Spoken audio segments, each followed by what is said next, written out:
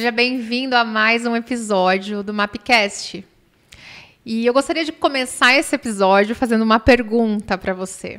Você líder, você que trabalha no corporativo ou você que é empresário, quando foi a última vez que você assumiu um erro que você cometeu perante sua equipe? E aí, lembra?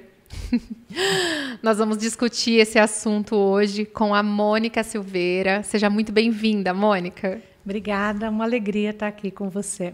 A alegria também é minha, partilho. Mônica, o que você pensa sobre isso? Pois é, Juliana, nós não fomos treinados para assumir os nossos erros. Pensa desde criança, nós fomos treinados para a gente acertar tudo, para gabaritar. Quando a gente fazia coisas que na visão dos nossos pais estavam corretas, ótimo, a gente ganhava reconhecimento. Quando a gente fazia alguma coisa errada, tipo, por exemplo, uma bolinha de tênis quebrando uma vidraça, a gente já logo dizia que não tinha sido a gente, não tinha, e a gente procurava o quê? Esconder nossos erros. Quando nós fomos para a escola, também era uma ideia de a gente ser avaliado por nota, do que é certo e o que é errado. E os professores davam esse tema do que é certo e o que é errado. Para entrar nas faculdades boas, nós tínhamos nota de corte. E aí a gente realmente batalhou muito para conseguir entrar em boas faculdades. E agora, quando a gente chega nas empresas, na liderança, no contexto atual de um mundo que é VUCA, né? Muito volátil, muito ambíguo, que precisa de decisões diferentes, complexas, e que a gente não tem todas as respostas, aí está sendo solicitado para a gente, como líder, que a gente assuma os nossos erros, a nossa fragilidade, a nossa vulnerabilidade. Mas como fazer isso? Não é um processo assim de uma hora para outra. E a Mônica, ela tem muita propriedade para falar sobre esse assunto, que parece um assunto profundo para algumas pessoas, e na verdade, né, pode parecer um papo mais terapêutico, mas não, é um papo realmente técnico. A gente está falando aqui sobre performance de líderes, performance de equipes, sobre sucesso na área do trabalho. Mônica, eu vou pedir primeiro, antes da gente aprofundar nesse assunto, para você se apresentar, por gentileza. Tá bom, eu sou a Mônica Silveira. Eu sou psicóloga, tenho um MBA em RH, tenho uma série de especializações nesse mundo de pessoas, né, de seres humanos, né, que eu gosto muito de estudar as relações interpessoais. E eu trabalhei mais de 30 anos em empresas multinacionais, em gestão de RH. E agora, depois de aposentar, e 2 anos para cá, eu tenho atuado mais como consultora de desenvolvimento organizacional, ajudando no desenvolvimento de uma nova liderança, ajudando no desenvolvimento dos times para terem alta performance. Então, esse é o meu foco, de ajudar as pessoas a como a gente pode ser produtiva e feliz ao mesmo tempo onde a gente está. E isso é algo que vem muito à tona nos últimos anos, não é? Essa parte que você falou agora sobre como a gente consegue ser produtivo e feliz onde está. E eu vejo que a gente vai precisar buscar algumas coisas, né? Dar uns passinhos para trás para conseguir continuar seguindo em frente. E a gente falou aqui sobre quando foi a última vez que eu, Juliana, como líder, por exemplo, assumi um erro que eu cometi. Quando foi? Eu me lembro, eu tenho esse registro, eu fiz isso conscientemente, eu fugi, né, como o exemplo da bolinha de tênis na vidraça, ou eu realmente fui ali e me posicionei com a equipe. Só que eu vejo que tem também um outro ponto que é muito importante, que a gente precisa mudar aqui o lado. Como foi que eu, como líder, reagi quando um funcionário, um colaborador, veio e colocou um erro dele ali assumido para mim? Isso também é um ponto bastante importante, não é? Sim, com certeza.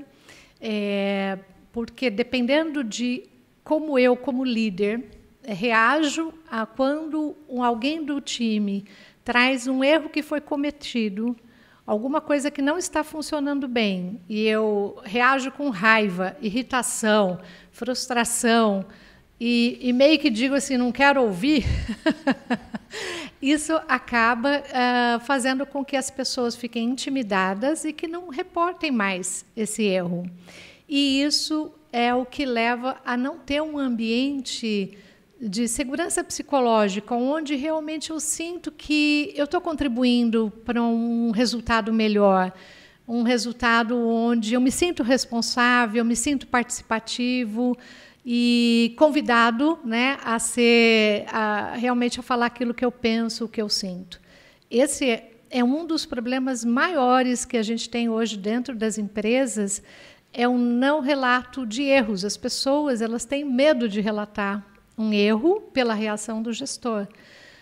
Só que, ao não relatar um erro, eu posso tornar isso uma falha muito maior, às vezes até uma falha fatal, quando a gente fala de processos aí de operações e com impactos muito maiores. Começa lá, com o meu medo de falar sobre algo que não está funcionando bem. Sim, eu imagino que quanto mais pontos cegos eu tiver na minha liderança, mais problemas eu vou ter, tanto na minha performance quanto problemas graves, como você mencionou agora. E você falou um termo que me chamou a atenção, que é segurança psicológica. Você pode falar para a gente um pouquinho sobre isso? A segurança psicológica é um termo que foi cunhado pela doutora Amy Edmondson e fez uns estudos muito bacanas aí, em diversos segmentos, e que ela diz o seguinte: segurança psicológica é quando todas as pessoas de um time que trabalham ali juntas, elas conseguem ser elas mesmas, falar de uma preocupação, relatar um problema, discordar de alguma coisa sem ter medo de ser retalhado, de ser julgado, de ser punido, né? Então, relata sobre essa experiência de eu ser mais espontâneo possível, sem ter que ficar gerenciando o que os outros vão pensar de mim, né? Então, é quando as pessoas elas sentem que elas podem correr riscos interpessoais ali na equipe. Então, o que é um risco interpessoal? É, por exemplo, pedir ajuda. Tem pessoas que até hoje, por mais complexo que seja o trabalho, não pedem ajuda. Não dizem que não sabem alguma coisa. Não trazem uma ideia incompleta porque ele acha que ele deveria ter uma informação completa para trazer. Não traz uma ideia impopular, porque ele tem medo de ser excluído do time. Então, quando as pessoas, todas elas, de uma equipe, elas têm essa tranquilidade em correr riscos interpessoais, então aí o time deslancha, aí você tem mais produtividade, você tem a criatividade, porque o medo é inimigo da inovação. Né? E aí, se eu tiver com muito medo, eu não vou ousar. Muito bacana essa sua colocação, essa sua visão, e me fez imaginar o seguinte ponto. Quem está assistindo agora esse episódio, se tiver no papel de líder, muito provavelmente pode passar pela cabeça dele o seguinte: mas a minha equipe não me dá abertura, eles jamais falariam. E a equipe, um funcionário assistindo esse episódio, poderia estar pensando: mas o meu líder jamais aceitaria uma ideia incompleta, ele vai me cobrar. Como é que a gente consegue ajustar esse ponteiro, se tratando tanto desse líder que eu dei o exemplo, como da equipe? Muito bacana essa sua pergunta, inclusive o termo que você falou, que é de ajuste, porque o relacionamento interpessoal é como uma dança. Então, a gente precisa, o líder vai dar um passo à frente, porque ele pode ajudar na criação desse ambiente psicologicamente seguro, através do próprio exemplo dele, se ele começar a assumir os erros dele, se ele começar a chamar as pessoas para participarem, pedindo uma opinião, agradecendo, dizendo até, porque isso muitas vezes acontece, de que a ideia de alguém ali do time é melhor do que a dele, ele não pensaria nisso. Então, quando ele fizer essas coisas genuinamente, as pessoas, em contrapartida, começam também a dar passos à frente, no sentido de aumentando a abertura e de se arriscar mais e de trazer outras ideias. E aí isso gera uma interação que as ideias elas vão acontecendo o que tem de melhor dentro do time. Quando eu tenho uma experiência que foi bem sucedida e eu, como membro de time, fui lá e dei uma ideia, Ou eu falei, olha, eu acho que esse não é um caminho bom, e explico o porquê, e meu gestor, ele considera e revisita. Cada vez que isso acontece, isso me estimula não só a pessoa, mas todo o time, de que ali é um ambiente psicologicamente seguro e que a gente pode arriscar mais, ousar mais e ter resultados melhores.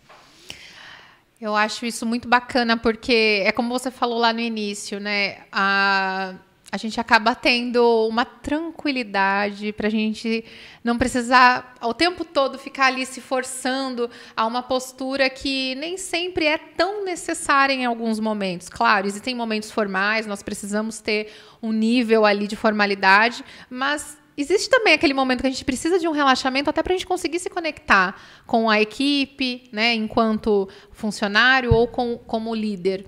E como que é esse processo? Para quem não sabe, a Mônica implementa esse tipo de processos nas empresas.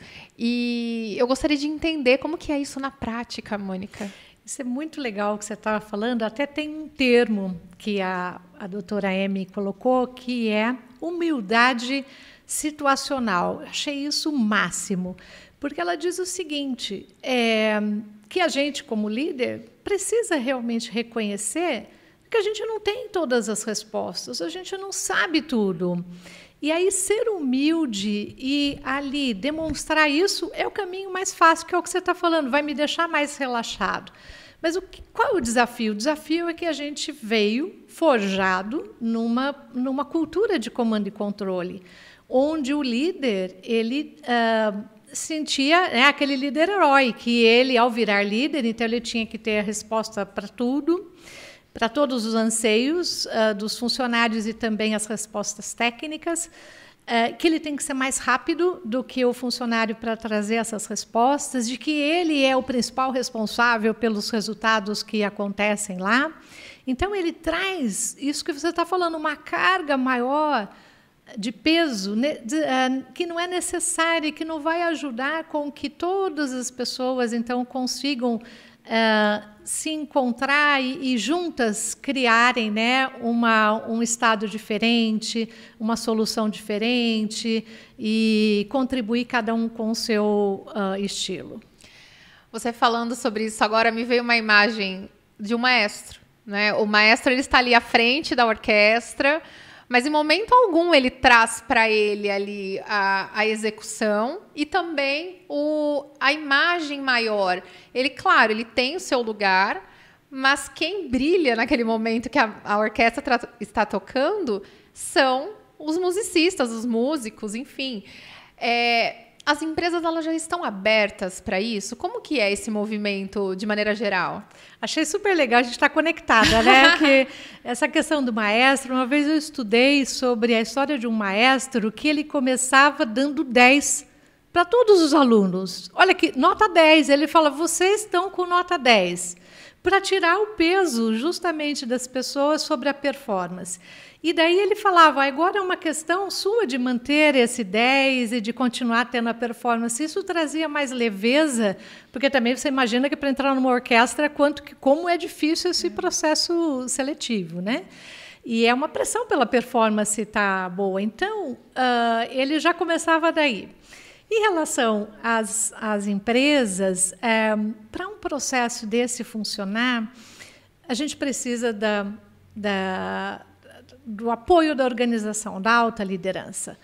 A gente precisa que o líder maior ele consiga ver que ele também é vulnerável, que ele também não sabe tudo, que ele vê essa questão do time trabalhando de uma forma colaborativa e não competitiva, pode levar a resultados aí mais perenes, né? Porque o modelo de comando e controle, ele traz um resultado imediato, só que não é o melhor que a equipe pode dar, e ele nem é sustentável ao longo do tempo, porque você vê o que está acontecendo hoje com as pessoas. Elas não querem estar com um líder que controla o tempo todo, que microgerencia o tempo inteiro. Elas querem ter mais autonomia, elas querem ser ouvidas, elas querem brilhar, né, como você usa esse termo, e tem espaço para todo mundo. Então, elas querem um líder assim. E o líder que é comando e controle, ele só tem o referencial dele, porque ele trabalha para implementar aquilo que ele acha melhor, mas não o que a equipe está vendo e com a experiência nova dela. Então, eu definitivamente preciso fazer uma parceria com esse líder. Tá? Então, minimamente, o líder do time que vai ser trabalhado, eu preciso fazer uma parceria forte. A pessoa de RH, quando tem na empresa, é muito legal, porque daí também ela pode ajudar no dia a dia, estar estimulando isso. E se a gente pensar mesmo numa mudança mais forte aí de cultura, e que tem todo um processo, né, de fazer transformação cultural dentro da empresa, a gente precisaria envolver o board da empresa, realmente conversar mais sobre isso. Porque não é um momento único, uma lição, sabe, só de um momento. Ele é uma aprendizagem contínua, como ser um líder realmente mais inclusivo, mais colaborativo. Ele vai precisar pagar essa aposta, apostar para ver que ele consegue resultados iguais ou melhores do que ele tem com o modelo atual de liderança dele. Eu gostaria de contar algo para você, que enquanto você estava falando, eu estava imaginando aqui, que foi uma situação que aconteceu aqui na minha empresa. Para quem não conhece a MAP, nós somos uma produtora, e no dia a dia, quando a gente não está em processo de produção como hoje, nós temos 4 pessoas que ficam aqui. E nós estamos desenvolvendo um novo produto e, inevitavelmente, acontecerão erros desse produto e a gente vai fazer o aprimoramento desse processo. E aí, um dia desses aconteceu uma falha e a primeira coisa que me veio à mente é: como que eu vou relatar essa falha para a minha equipe? E onde foi que porque eu estava envolvida no processo, onde foi que eu errei ali? Qual foi o ponto que eu posso trazer para elas? E aí eu trouxe: olha, meninas, eu gostaria de conversar com vocês, eu errei aqui, eu acho que isso eu estou falhando, então eu posso aprimorar. Eu acho que isso não pode acontecer, a gente precisa trabalhar processos para a gente poder prevenir esse tipo de situação. E foi bacana que automaticamente elas se sentiram à vontade em relatar o erro delas. Eu não precisei perguntar nada, eu não precisei me posicionar mais firmemente, nem nada disso. Então, foi tão gostoso, sabe? Foi tão bacana porque a gente conseguiu ajustar o produto naquele dia. E aí a gente conseguiu coletar resultados muito positivos. Eu estou falando isso porque pode ser que líderes de grandes empresas possam pensar: legal, mas ela está ali no dia a dia, junto com a equipe dela, está envolvida dentro do processo. Para mim, que estou acima, não estou envolvido no processo, estou só gerenciando, fica muito mais desafiador. Isso é uma realidade?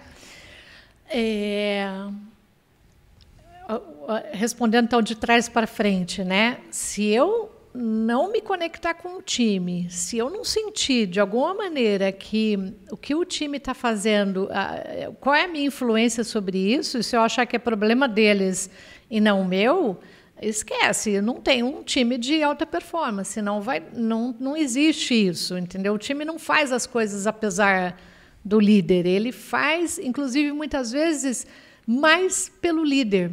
Às vezes você vê pessoas e times que eles estão na empresa muito mais conectados por quem é o líder e pelo significado daquele trabalho do que pela instituição em si, né? Então, assim, não vai acontecer. Agora, voltando para a sua experiência, o que eu achei muito bacana você contar é que a doutora Amy, ela traz assim, que a gente tem diferentes tipos de erro, né? Então, existe um erro que é por distração, negligência, e que poderia ter sido evitado, né? Por exemplo, se a gente está falando no celular dirigindo o carro, a gente sabe que existe um erro e existe uma potencial consequência sobre esse erro que a gente está cometendo. Isso poderia ser evitado. A gente não vai celebrar esse erro e achar que, que maravilha, tudo bem, ele estava só falando no celular, era só uma mensagem rápida, todo mundo faz isso. Não é isso. Nós vamos passar agora a achar que todo erro é bacana. Mas existem outros erros, mas ainda assim dá para corrigir o processo que você estava falando. Ou, peraí, o que foi a causa desse erro, né? Então, nesse caso, parece simples, né? Mas eu estou vendo quantas pessoas não acham que é simples não falar ao celular durante a direção. E existe outro tipo de erro, que é o erro que a doutora Amy chama de erro inteligente, que é justamente isso que você acabou de citar. Quando um time está produzindo algo novo, tipo você estava falando, vocês vão desenvolver um novo produto. Então, o que acontece? O time ele vai errar porque é algo novo, não experimentou, ele vai lançar hipótese, ele vai testar essa hipótese. Então, pode ser que falhe, que a hipótese, na hora que você vê na prática, ela não deu certo, não se confirmou. Mas ele é um erro legítimo, entende? Ele é um erro no tentativa de acertar. Uhum.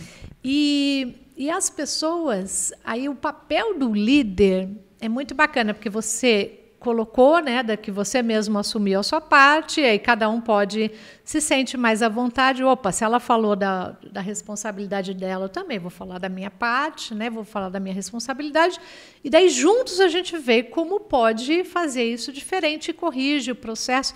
E realmente todo mundo vai embora bem. Não é porque eu estou me sentindo validado. Foi um erro, mas eu ainda assim me sinto um bom profissional, me sinto competente, me sinto parte do time, me sinto capaz de fazer diferente. E é isso que traz essa alta performance, né? Agora, tem uma coisa que eu queria destacar, Juliana, assim, é que o líder, ele precisa setar o tom da conversa, né? Então, o que eu quero dizer assim? Para ter um time de alta performance, mesmo quando você está falando desse seu exemplo, você tem que trazer para o seu time qual é a visão de futuro, qual é o propósito, por que nós estamos aqui mesmo? E em empresas grandes, mais ainda, que é o que você falou, como é que na empresa grande, se um é um líder sênior, mais ainda ele tem que dar luz para que direção que a gente está indo, por que a gente está indo, como é que juntos a gente está conectado. Então, esse senso de interdependência dos participantes, dos membros do time, o líder ele retoma. Isso tem que estar atento, porque o que eu estou fazendo pode ter impacto no processo de outra pessoa, aí pode ser um erro em cascata. Pensa assim numa produção. Se eu estou vendo um produto que está saindo da linha, que não está dentro do padrão estabelecido pelo cliente, mas eu sou operador e eu acho que isso era o papel da pessoa da qualidade, a pessoa da qualidade não viu, passou, tal, ok, chegou daí balou o produto, ninguém fala nada, o produto vai até o cliente, olha só o impacto e o custo disso tudo. Então, quando você olha retroativamente, e daria para corrigir o problema, o erro, lá no começo, é como eles falam, né, de realmente a gente estar atento, né, e corrigir mais rápido, porque, inclusive, fica mais barato a gente corrigir mais rápido. E todo mundo levanta, né, todo dia, eu costumo dizer, né, para fazer um trabalho bacana. Ninguém levanta, ou pelo menos a maioria das pessoas, né? Esperamos que ninguém levante, mas para detonar o outro, para quebrar uma máquina, para realmente para cometer um erro. Não, mas eles erros acontecem, e como a gente, como líder, vai lidar com isso é fundamental aí para a continuidade do trabalho e de um clima bacana. Sim, e você falou algo que também me chamou a atenção, que é sobre o objetivo. Alinhar expectativas, né? Muitas vezes, é como você deu esse exemplo, chega lá no cliente, aí que a gente vai perceber que o pessoal, cada um estava pensando uma coisa diferente e o erro vai se acumulando, né? Vai piorando a situação. alinhar a expectativa, entender o que cada pessoa está esperando daquele trabalho, daquela função, para onde ela deseja ir. Isso acaba prevenindo muita coisa, não é? Sim, com certeza. E às vezes o time está distraído, ou está cansado, ou está meio frustrado, porque algumas coisas não são fáceis. Os problemas estão complexos, né? E as situações de mercado estão complexas. Então, o líder ele tem esse papel de relembrar. Por que a gente está aqui mesmo? E esse gás, essa energia mesmo, extra. E reconhecer as pessoas. Reconhecer, não a ideia completa. E nem ficar esperando para ver se deu certo lá no final, não. Vai reconhecendo ao longo do caminho as contribuições que levaram à solução. Isso é o que dá realmente essa conexão para o time, esse orgulho de pertencer a um time, de a gente ir para casa e se sentir valorizado e também trazer um impacto positivo onde a gente está operando. Eu penso que uma das grandes habilidades do ser humano é se esquecer. A gente esquece, né? A gente tem objetivos, muitas vezes na empresa a gente faz reuniões para fazer esse alinhamento, tem métodos, existem processos, mas ao longo do caminho, como você disse, a gente não pode ignorar que existem problemas que existem dentro da minha cabeça, existem problemas que existem nas empresas, e o objetivo vai se diluindo ao longo desse caminho. E o líder fazer esse resgate, às vezes é só um lembrete, né? Porque talvez alguns líderes possam pensar, tá, mas eu já falei com ele sobre isso, ele sabe muito bem o que ele precisa fazer. Não é bem assim que funcionam as coisas, não é, Mônica? É verdade. E você sabe que é impressionante, uma das coisas que eu tenho falado, acho que para vários coaches em diferentes momentos, porque vem aquela expectativa de que ele já sabe o que ele tem que fazer, isso é óbvio. Quando o líder fala para mim, Mônica, mas eu vou ter que falar isso é óbvio, a pessoa já devia ter aprendido em casa. Tá, ela não estava na sua casa, ela não aprendeu com os seus pais, ela não aprendeu da mesma forma que você, ela não tem os mesmos valores, as mesmas experiências que trouxeram você aqui, né? E então, o óbvio só é óbvio para quem vê. Quando você não vê, você pode já estar achando que você está fazendo melhor e fica muitas vezes surpreendido com um feedback de redirecionamento, porque você achava que você estava indo bem para caramba, mas daí ninguém falou para você diferente disso. Ou você achou que aquilo não ia trazer tanto impacto. Então, o líder ser claro sobre qual a expectativa, o que é um padrão de resultado bom, bacana, o que ele espera, ele ser um modelo disso, ele ajudar na construção, dando feedback, dando reforço, é isso que vai fazer com que as pessoas se sintam mais autoconfiantes e que elas consigam trazer a melhor versão delas para dentro do jogo, né? Perfeito. E falando em feedback, o feedback pode ser o terror de alguns líderes, não é? E você colocando dessa forma, no sentido de fazer um trabalho de comunicação com o seu liderado durante o processo, poupa muito estresse na hora do feedback, não é? Sim, como diziam nossas avós, aquilo que é combinado não é caro, né? É isso.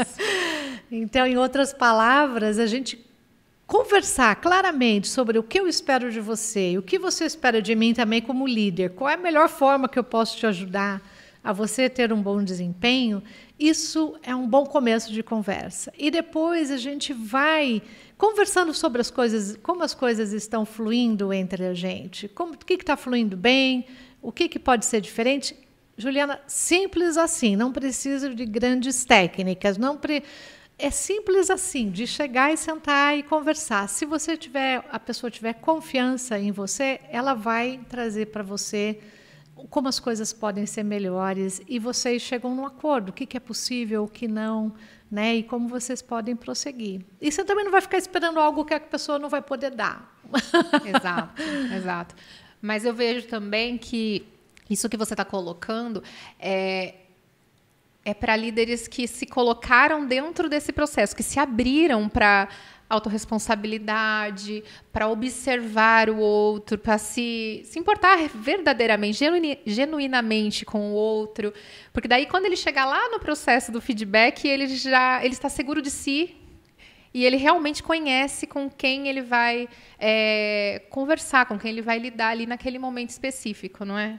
Sim, o que você está falando é uma das características fundamentais para o líder ter sucesso, ele é a empatia. Então, para a gente, então, retomando assim, para a gente ter um time de alta performance, a gente precisa ter um ambiente com segurança psicológica e um ambiente colaborativo. E aí, que líder é esse? Quem que vai ajudar nisso? Esse líder ele tem que ser um líder inclusivo, que ele consiga lidar com as diferenças, que ele consiga compor, né, com o time, que ele tenha a escuta empática, né, a escuta ativa, no sentido de entender o seu ponto de vista, olhando da sua perspectiva e não da perspectiva dele.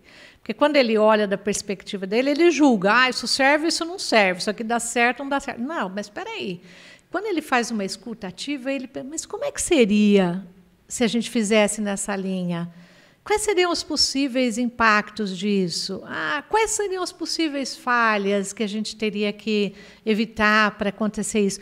Quando ele faz perguntas desse tipo, ele abre para as pessoas realmente, inclusive, trabalharem mais nas ideias, até abandonar, dizer, não, peraí, essa ideia realmente não é muito boa, não vinga, ou vamos tentar uma outra, ou não. Então, isso realmente requer que o líder ele tenha, sim, desenvolvido algumas habilidades, aí, no mínimo de escuta ativa, de entender os vieses inconscientes que ele tem, né? Quais preconceitos ele tem. Porque senão ele tem uma escuta seletiva. E aí isso não vai ajudar a ter alta performance no time. Tá? Sem dúvida. E eu me lembrei agora de uma frase que um amigo meu falava muito, sobre escuta ativa. Você está ouvindo ou está esperando sua vez de falar? E assim, eu participei de um treinamento uma vez que nós fazíamos um teste sobre escuta ativa. Mas antes de preencher esse teste, a gente era questionado. Qual é o nível da sua escuta? Você acha que você é um bom ouvinte? E aí, cada um se classificava. A grande maioria falava sim, claro. Eu ouço as pessoas, eu busco ouvir os meus liderados. Sim, sim, sim. A resposta é sempre positiva. Ok, preencham. Um assessment. Preencham. Ao final, todos murchos. Porque o resultado ali, ele se dava na hora. E aí, como foi o seu resultado? Parece que realmente a minha percepção estava equivocada. E por que eu estou falando isso? É um desafio para muita gente. Realmente abrir a cabeça, abrir os ouvidos para se colocar ali no lugar do outro não é uma tarefa fácil. É muito simples, mas não é fácil. Como que isso pode ser desenvolvido? É muito bacana essa sua fala, porque eu estava pensando assim, quando a gente está procurando desenvolver um novo comportamento, um novo hábito, o que está no nosso hábito antigo, ele já está no nosso piloto automático. E o nosso cérebro ele é preparado para a gente evitar gasto de energia. Então, é meio automático. A gente não tem muito uma escuta ativa, e daí, ou eu gosto mais de uma pessoa, me identifico mais com as ideias de uma do que a de outra, tenho mais facilidade de entender do que um fala, do que o outro fala.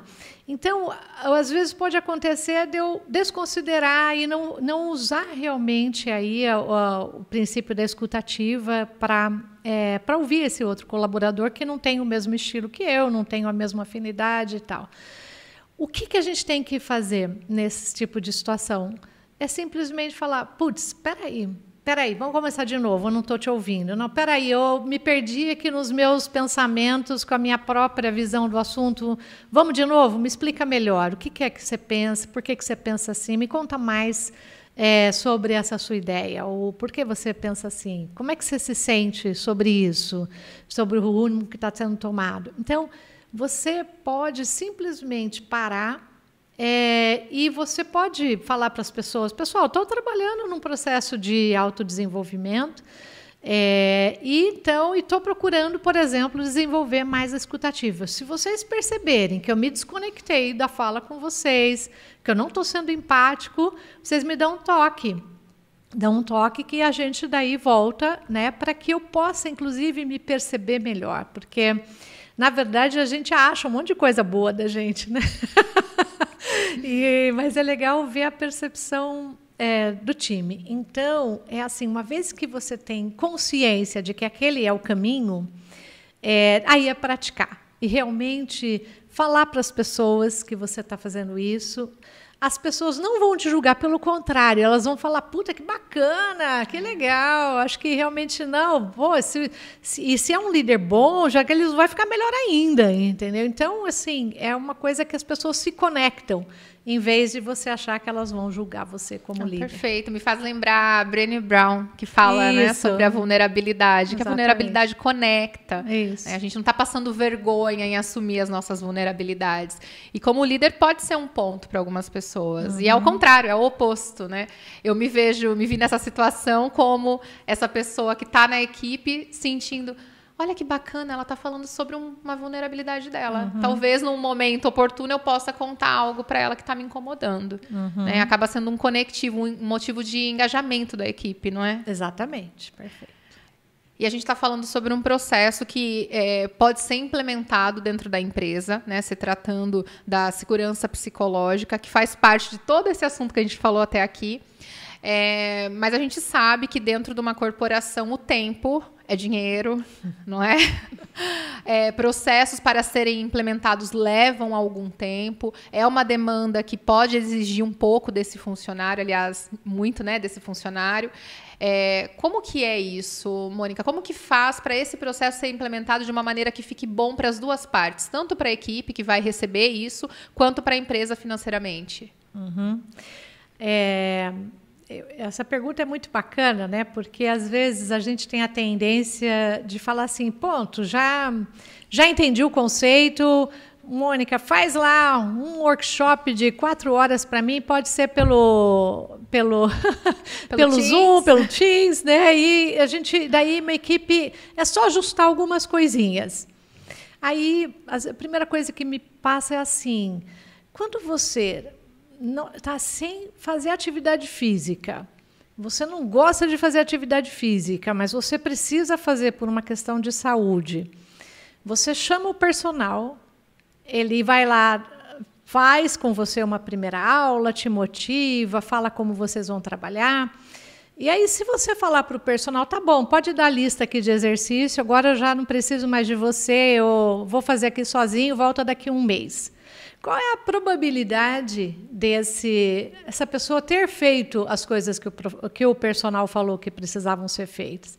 É muito baixa, porque ele ainda não está habituado a isso. Ele ainda tem dentro da cabeça dele brigando, eu preciso fazer atividade física, mas não tenho vontade, tudo entra na frente, e etc. Eu estou trazendo esse exemplo porque as pessoas sabem que você precisa de um apoio no início para começar, para você deslanchar, para você entender como é que a dinâmica do time está funcionando atualmente e como ela pode ser diferente. E precisa experimentar isso dentro com o time. E isso precisa de tempo, né? Tempo no sentido de a gente poder ter as relações, a gente ir conversando sobre como a gente está fazendo o trabalho. Como a gente poderia fazer melhor? Por que não está dando certo? Então, normalmente...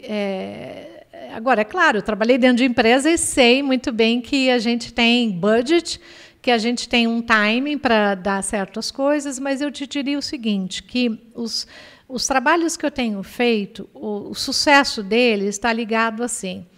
Primeiro, uma parceria forte com o líder. Não está só lá no dia do evento. Tá? Antes... Eu converso com os membros do time, na perspectiva deles o que está acontecendo, como poderia ser diferente. E aí a gente faz trabalhos de módulos, que é onde a gente traz conceitos e conversa sobre o que está acontecendo com eles e sai de ali com acordos para serem feitos. Então, a cada encontro, eu começo retomando, e aí, como é que as coisas aconteceram nesse período? que funcionou bem e o que não funcionou, quais são os obstáculos, porque daí aparece a vida real, né? As questões da empresa, as pressões. Então, porque a gente sai do workshop achando que a gente vai sair fazendo tudo igual, a gente sai da aula de ginástica da academia falando, agora vou que vou agora, né? Mas só que daí o dia a dia ele consome, né? Com as outras questões. Então, daí retomando os acordos e as pessoas vão ganhando cada vez mais confiança de trazer as questões chaves. Porque um time de alta performance ele tem que ter coragem de trazer as questões importantes, que normalmente ele não fala ali no grupo. Ele fala no café, ele fala com um amigo, ele fala em casa, mas ele não traz no campo que precisa ser resolvido. Então, a gente precisa ganhar primeiro a confiança do time, que ali é um lugar seguro. A gente precisa mostrar um pouco, tá? Como é que a gente pode fazer esse caminho juntos? Eles começarem fazendo e a gente... É uma trilha que é acompanhada, né? Então, eles vão definir para onde eles vão e a gente vai ver os melhores caminhos para a gente chegar lá, juntos. E aí, experimentando esses caminhos. Alguns vão dar certo, outros nem tanto. Vão ter algumas escorregadas aí pelo caminho, mas a gente volta e retoma. Então, eu acho que precisa assim, de um tempo, inclusive, para compreender a experiência que a gente está tendo. E existe um tempo interno para entender como é que eu posso ser diferente, por que aquilo lá não foi bem, né? Então, eu acho que é isso, quando a gente fala de tempo, é isso. Tá? E aí eu vejo que fica barato, né? É aí o momento em que fica barato, porque se a gente consegue compreender a profundidade de uma mudança que, se ela for realmente integrada àquela equipe, ela vai fazer parte do ser da equipe, ela vai ser aquilo, não tem outro caminho possível senão ser uma equipe engajada, conectada, que dá resultado, que busca o mesmo objetivo. Porque, como você disse, não há chance de um único workshop, uma única aula na academia, fazer a gente ficar musculoso, não é? Assim como um comportamento que é profundo. A gente começou falando de assuntos que pegam até lá na infância. Então, é um processo mesmo, não é? Nem tudo vai dar 100% certo, isso é um fato, somos humanos, mas é possível alcançar resultados que vão ser, como que eu vou dizer... duradouros, não é? É bem isso. Você está falando, eu estou aqui pensando que o time ele vai ganhando essa maturidade aos poucos. E aí, porque nenhum consultor quer que o time fique dependente. Assim como a gente não quer que a pessoa fique dependente de um terapeuta, não. Mesma coisa também, o time ele vai aprendendo. Só que não é na velocidade que o líder acha, porque muitas vezes o líder ele é autodidata, já entendeu, vai lá, né? Por que então não todo mundo pode fazer mais rápido? Então vamos, não é assim. Isso é pouco empático e não olha na perspectiva do outro, qual é a história dele, o que para ele são os obstáculos, os medos que ele tem, né? Então essa hora realmente a gente precisa realmente aí fazer uma base sólida para que esse time realmente ele possa evoluir em conjunto, né? Nesses casos em que a pessoa tem essa atitude de eu já sei fazer isso, não, agora eu vou sair correndo. Me parece muito com um atleta, né? Aqueles atletas de esportes individuais. Um corredor. Legal, ele vai sair correndo, vai chegar na frente. Mas e a equipe, como? Ele não consegue arrastar todo mundo junto com ele. Ele precisa influenciar, ele precisa servir de exemplo. Então... eu imagino que a humildade é essencial para passar por qualquer tipo de processo dentro e fora da empresa, né, como ser humano. Tinha um ditado lá do Lao Tse que mais ou menos dizia assim: liderar para liderar você começa de onde as pessoas estão. Vai junto com elas. E quando chegar lá, elas dirão, fomos nós que fizemos. Então, não dá para o líder ele ir sozinho. Ele não vai chegar lá sozinho. Realmente, esse time... E é ele que se conecta. Onde está esse time? O que a gente precisa para evoluir junto? Qual é a minha parte nisso? Como que a gente pode seguir? E é isso que eu acho que realmente é a liderança que a gente precisa agora. Perfeito. O líder é aquele que volta a buscar, né? Que sai da posição que está e vem para trazer todo mundo junto com ele. E se conseguirem superar onde esse líder estava no princípio, não é? É. Mônica, é um grande prazer conversar com você. Prazer foi meu. Nossa, quanta coisa a gente Pois falou, é. né? Nossa, tanta coisa bacana, né? Sobre liderar, sobre influenciar, coisas do bem. Eu acho que a gente está num movimento agora de mundo e nas empresas que é uma liderança mais humanizada, que é realmente um olhar muito mais empático mesmo para a gente mesmo, né? E para os outros, com compaixão. E não é porque é bonito, é porque funciona e porque fica gostoso. E se a gente trabalhar assim, a gente vai ter essa produtividade, alegria, menos problemas, né, de saúde mental, menos burnout. As situações já são ansiógenas por natureza, já são tensas por natureza. A gente não precisa colocar mais pressão nelas. A gente precisa, ao contrário, ter uma maneira de como ajudar todo mundo a lidar melhor com essa pressão e encontrar as soluções. Um grande aprendizado esse podcast. Obrigada. Eu que agradeço. Obrigada. E a você que ficou até aqui, aproveite esse conteúdo valioso, siga a Mônica, a WCCA, a We4U nas redes sociais e até o próximo episódio. Até mais, Mônica. Até mais. Tchau, tchau.